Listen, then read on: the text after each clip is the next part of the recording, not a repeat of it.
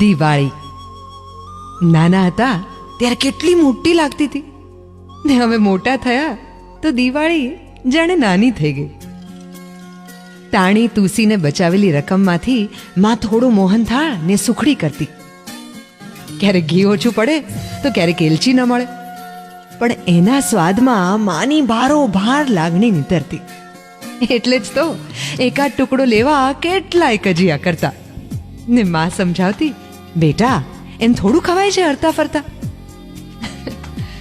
આજે જુદા જુદા રંગની, જુદા જુદા પ્રાંતની, નામે ના આવડે એવી 8-10 મીઠાઈના બોક્સ ફ્રીજમાં પડ્યા પડ્યા ઠરે છે અને હરતા ફરતા એની સામે જોતા જઈએ છે. તો પણ હવે મોંમાંથી નાનપણ જેવી તીવ્ર ઈચ્છાનું પાણી ક્યાં ઝરે છે?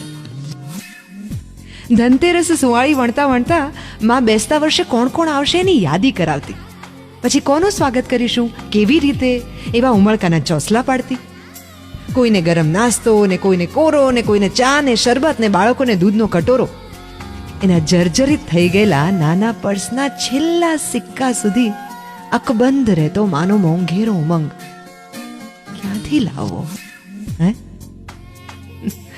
આજે 5 દિવસની રજામાં આઉટ ઓફ સ્ટેશનનું આયોજન કરી એ બધી ઝંઝટમાંથી છૂટવા મળતી આપણી વૃત્તિ એ રંગ કેવી રીતે લાવશે?